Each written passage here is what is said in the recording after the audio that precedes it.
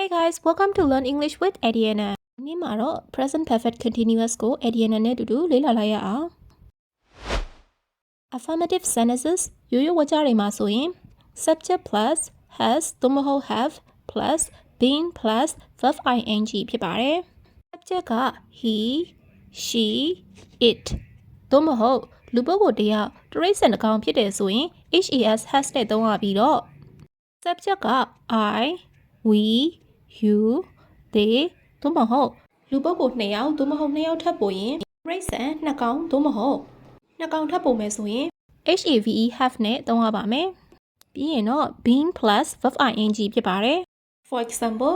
Paul is very tired he's been working hard Paul ကအရန်ပင်ပန်းနေတယ်သူစူးစမ်းပြီးအလုပ်လုပ်နေတာ Negative အငြင်းဝကြတွေမှာဆိုရင်တော့အခုကရိယာ has သို့မဟုတ် have ရဲ့အနောက်မှာ not not ထည့်ရင်ရပါပြီ For example, they have not been working since morning. Have not been working က present perfect continuous ဖြစ်ပါတယ်အငြင်းဖြစ်တဲ့အတွက် not not ကိုထည့်ရခြင်းဖြစ်ပါတယ် Yes သို့မဟုတ် no နဲ့ဖြေရတဲ့မိကုန်းတွေလုပ်တဲ့အခါမှာဆိုရင်တော့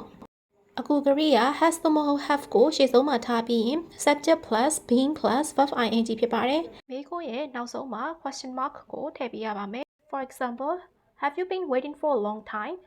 နေအကြာကြီးစောင့်နေတာလားဟုတ်တယ်ငါစောင့်နေတာဆိုရင် Yes I have မစောင့်နေဘူးဆိုရင် No I haven't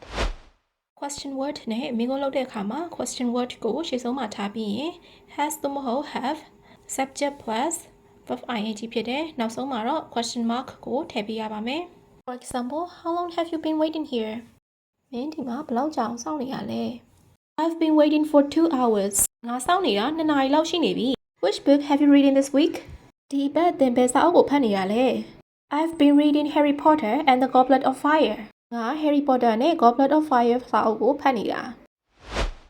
Present perfect continuous ကိုဘယ်လိုအခြေအနေတွေမှာသုံးလဲဆိုရင်လုံးဆောင်ချက်တစ်ခုသို့မဟုတ်အဖြစ်အပျက်တစ်ခုကမကြသေးခင်ကရပ်သွားတယ်သို့မဟုတ်အခုလေရင်ရပ်သွားတယ်လို့ပြောတဲ့အခါမှာသုံးပါတယ်ဥပမာအခြေအနေတစ်ခုကိုလေ့လာရအောင် Is it raining မိုးရွာနေလား No but the ground is wet ဟေးအခုတော့မရွာဘူးဒါပေမဲ့မြေကြီးကစိုနေတယ်အဲ့လိုအခြေအနေမှာ It's been raining ကိုသုံးတယ်အဓိပ္ပာယ်ကအခုတော့မရွာတော့ဘူးဒါပေမဲ့မကြသေးခင်ကရပ်သွားတာလို့ပြောခြင်းဖြစ်ပါတယ် It has been ရဲ့အတူကောက်ကတော့ apostrophe s been ဖြစ်ပါတယ်နောက်ထပ်ဥပမာစာကြောင်းလေးတွေကိုကြည့်ရအောင် Why are you out of breath? Have you been running? ဘာလို့မောနေရလဲမင်းပြေးနေရလား Paul is very tired. He's been working hard. Paul ကအရန်ပင်ပန်းနေတယ်သူအလုပ်ကြိုးစားနေတာ Why are you tired? What have you been doing? သင်ဘာကြောင့်ပင်ပန်းနေရလဲသင်ဘာတွေလုပ်နေရလဲ I've been talking to Amanda and she agrees with me ငါ Amanda နဲ့စကားပြောနေတာသူငါအကြံကိုသဘောတူတယ် Where have you been? I've been looking for you သင်ဘယ်ရောက်နေရလဲငါမင်းကိုရှာနေတာ Present perfect continuous ကိုလုံးဆောင်ချက်တစ်ခုသို့မဟုတ်ဖြစ်ပျက်တစ်ခုရဲ့ကြာချိန်ကိုအလေးထားပြီးပြောချင်တဲ့အခါမှာသုံးပါတယ်မိကုန်းကို how long နဲ့မေးပြီးတော့ပြန်ဖြေမယ်ဆိုရင် for since စတဲ့စကားလုံးတွေကိုသုံးရပါမယ်ဥပမာအခြေအနေကိုလေ့လာရအောင် It began raining 2 hours ago and it is still raining အခြေအနေကလွန်ခဲ့တဲ့2နာရီကမိုးစရွာနေခဲ့တယ်အခုလည်းမိုးရွာနေတော့မယ်မိုးရွာနေတာဘယ်လောက်ကြာပြီလဲလို့မေးချင်တယ်ဆိုရင် How long has it been raining? It's been raining for 2 hours မိုးရွာနေတာ2နာရီလောက်ရှိပြီလွန်ခဲ့တဲ့2နာရီတည်းကမိုးရွာနေတယ်အခုလည်းမိုးရွာနေတယ်ဆိုတဲ့အဓိပ္ပာယ်ဖြစ်ပါတယ်အဲ့တော့ present perfect continuous ကိုဒီဥပမာလိုပဲအခုလက်ရှိမှာဆက်လက်ဖြစ်ပေါ်နေတယ်သို့မဟုတ်မကြသေးခင်ကရပ်သွားတယ်အခုလေးနေရပ်သွားတယ်လို့ပြောချင်တဲ့အခါတွေမှာ present perfect continuous ကိုသုံးပါတယ်အဲ့တော့သူကကြာချိန်ကိုအလေးထားပြီးတော့ပြောတယ်နောက်ထပ်ဥပမာစာကြောင်းတွေကိုလေ့လာရအောင် How long have you been learning English မင်းအင်္ဂလိပ်စာလေ့လာနေတာဘယ်လောက်ကြာပြီလဲအခုလက်ရှိထိသူလေ့လာနေတာဘယ်လောက်ရှိပြီလဲလို့မေးတာဖြစ်ပါတယ် Annie is watching TV she's been watching TV all day Annie က TV ကြည့်နေတယ်သူမတနေ့ကုန် TV ကြည့်နေတာအခုလည်း TV ကြည့်နေတယ် Where have you been? I've been looking for you for the last half hour မင်းဘယ်ရောက်နေရလဲငါမင်းကိုလွန်ခဲ့တဲ့နာရီဝက်လောက်ကလေးကရှာနေတာ Chris hasn't been feeling well recently Chris ကမကြခင်ကနေမကောင်းဖြစ်နေတာကြာသေးခင်ကနေမကောင်းဖြစ်နေတာအခုတော့တာသွားပြီ Present perfect continuous ကို repeated action ထပ်ထပ်လဲလဲပြုလုပ်တဲ့လုံးဆောင်ချက်တွေမှာသုံးတယ်ဘယ်လိုလုံးဆောင်ချက်တွေလဲဆိုရင် Sylvia is a good tennis player she's been playing since she was 8 Sylvia ကအရန်တော်တဲ့ tennis ကစားသမားတစ်ယောက်ဖြစ်တယ် သူမအသက်8နှစ်ကလေးက tennis ကိုကစားနေတာ Every morning they meet in the same cafe. They have been going there for years. မနက်တိုင်းသူတို့ကတူညီတဲ့ coffee ဆိုင်မှာတွေ့ကြတယ်သူတို့ကနှစ်ပေါင်းများစွာအဲ့ဒီကိုသွားနေကြတာဒီခါမှာတော့ present continuous နဲ့ present perfect continuous တို့ကိုနှိုင်းယှဉ်ကြည့်အောင်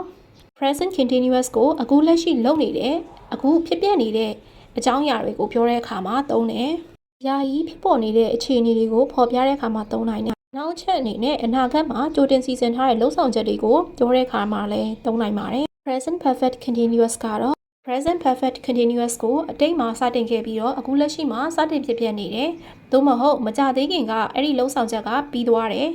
။အခုလေးတင်ပြီးသွားတယ်ဆိုတဲ့အခြေအနေတွေမှာသုံးတယ်။ present perfect continuous ကအဓိကအားဖြင့်လုပ်ဆောင်ချက်တစ်ခုရဲ့ကြာချိန်ကိုအလေးထားဖော်ပြတဲ့အခါမှာသုံးပါတယ်။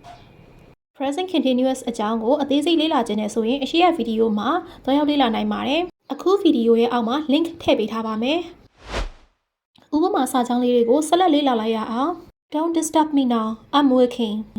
အခုလာမနှောက်ယှက်နဲ့ငါအလုပ်လုပ်နေတယ်။လက်ရှိမှာလုပ်နေတဲ့ယာယီအခြေအနေဖြစ်ပါတယ်။ I've been working hard. Now I'm going to have a break.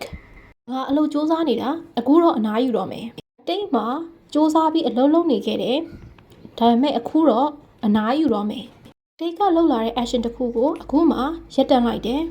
။ We need an umbrella. It's raining.